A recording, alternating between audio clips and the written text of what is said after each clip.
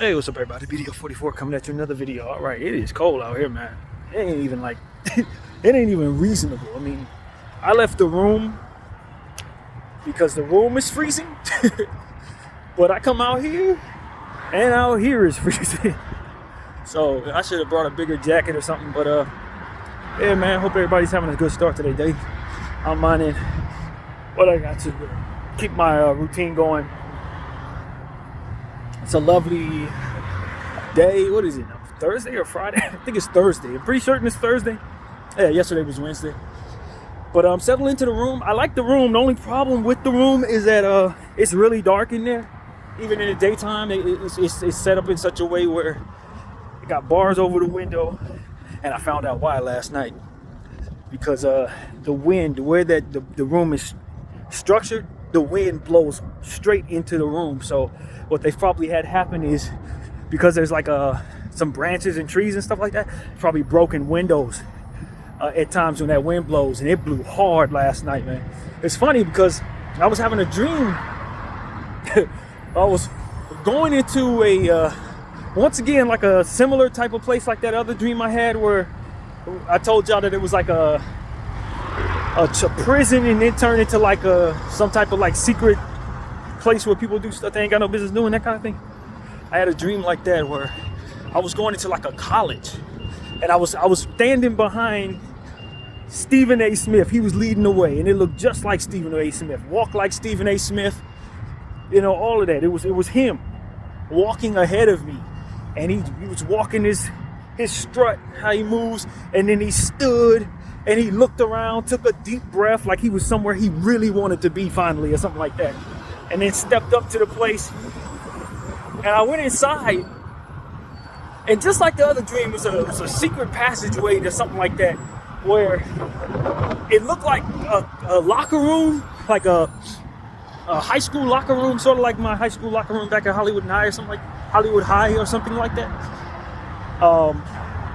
But it was like you go to the bathroom area, and that's how you get to wherever the gambling or whatever was going to be. It's like you go toward the urinal and take a left, and then you go to the back area, and that's where all the good stuff is.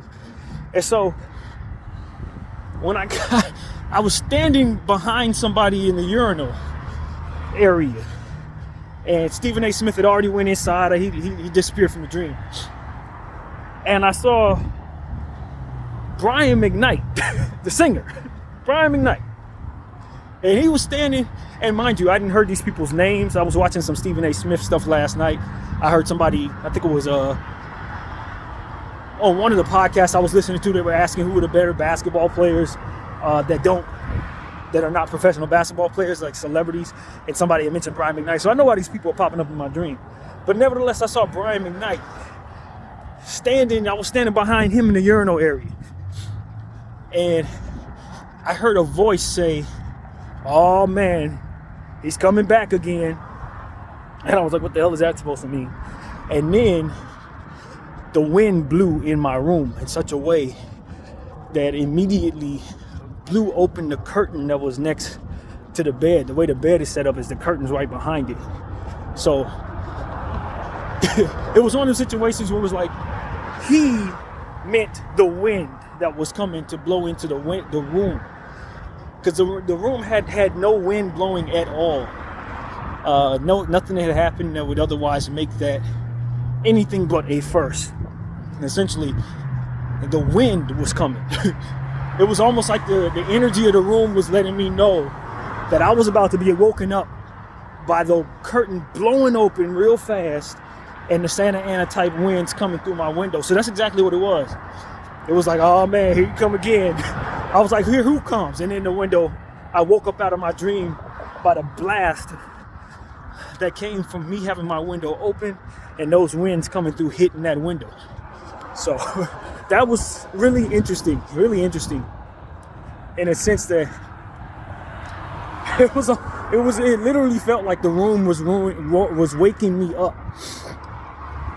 to let me know that I need to close that window because the wind was coming back.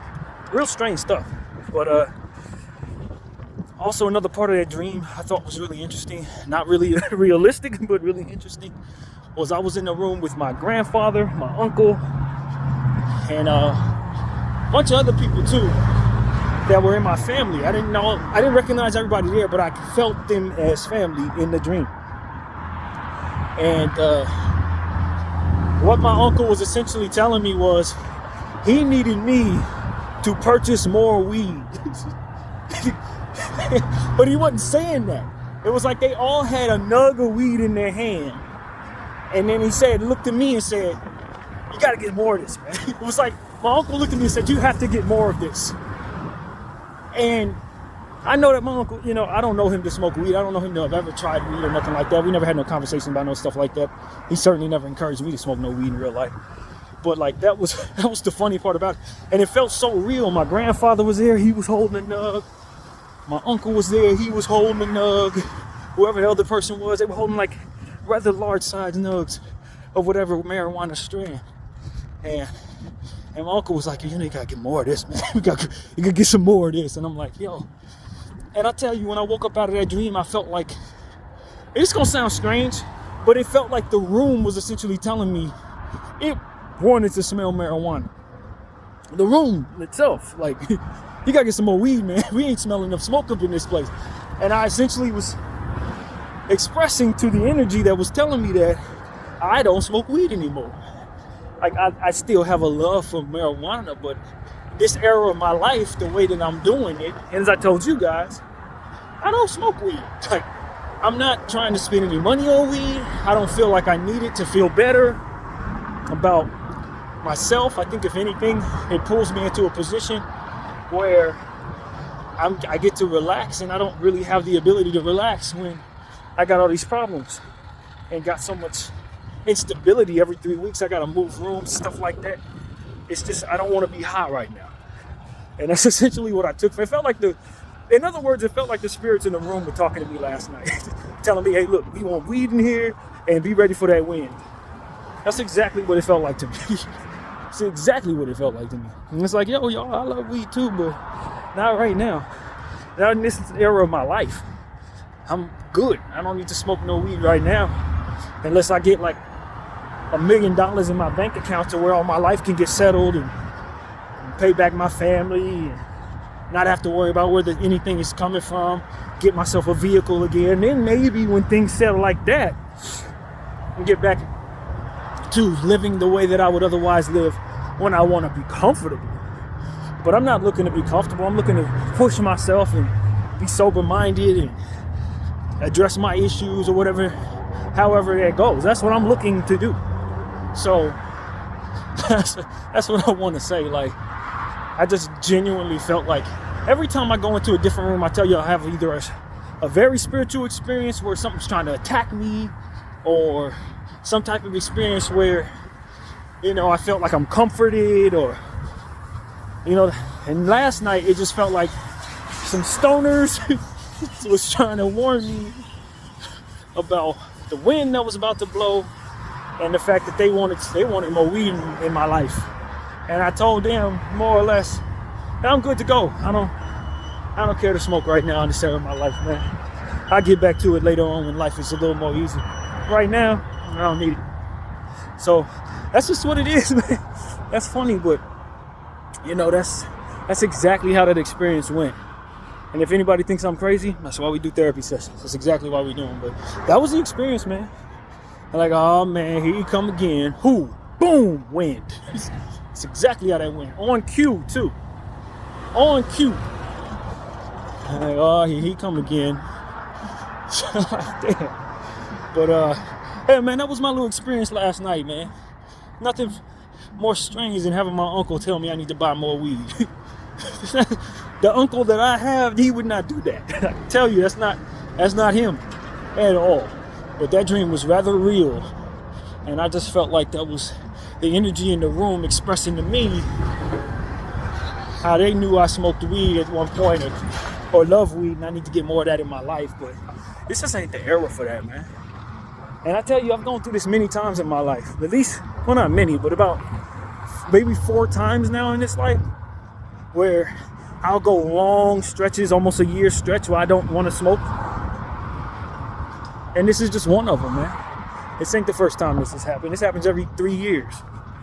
And so when I want to smoke, I want to smoke. When I don't want to smoke, I'm genuinely cool on it completely. And that's exactly what it's been since I got over in North Hollywood about 5 months ago. I'm just cool. Ain't nothing wrong with a good high, but I just feel like when I'm high, I'm letting things go. And this ain't the time to let my mind go. This ain't the time to relax or get all settled into something that would otherwise make it so that I can be absent-minded, and none of that is real to me as it pertains to how I want to handle what's in front of me. This ain't how we want to do it. So yeah, man, I'm so glad that it's a little sunlight coming down this street right here, because man, it's been cold all the way here. But yeah, man, I feel pretty good. I did in fact buy myself a cheat meal yesterday. Got my fajitas, and to be honest with you, the onions were not very good. They taste good, but I had issues with those onions after I ate them, so I don't know if I'm gonna be buying that again for anytime soon. But I did buy that, struggled with it, and then ate again last night, and that meal helped. That meal really helped. The second rice meal, but that first meal with fajitas, man, I don't know what kind of onions they use, but they were not good for me. I can tell you that much. So you just live and learn. You know better than to buy cheap meals and stuff like that as often as I have been over the last 3 weeks. But that's what I did. So I'm walking it off, man. I'm getting my exercise today. I did my suitcase squats and all of that. It's a little more difficult to stretch in that room because there's no real flat surface that has that much space, to be honest with you. The way it's set up, that is definitely not a workout room, but you know, I was able to get it done. And so, you know, we just keep pushing forward regardless of what the goal is. We leave ourselves no excuses just because the room don't have a whole lot of space. I stretched at the No Hotel on the bed because the bed is a king size and there was no floor space to stretch at all there, so I just stretched on the bed. You know what I mean? So I leave myself no excuses at this point. If I have to do something physically, work out or whatever, that's what we're doing. The end, no excuses. And you know, this was an important walk down the street for me right here because it's too damn cold in that room, man. Like I don't know what's going on in North Hollywood. They said it's gonna get as low as 38 tonight. 38 degrees. And although the heater does work, I probably should just go ahead and turn that on. I mean, that makes common sense. But a lot of times with them heaters, I end up feeling stuffy. End up having nose issues and sinus issues. Y'all know I got plenty of those. So I ain't really been interested in turning on the heater there. But it might get to a point tonight where it may be necessary. But yeah, cold is definitely what this is about to be. I ain't dealt with this type of cold since I worked in Marina Harbor.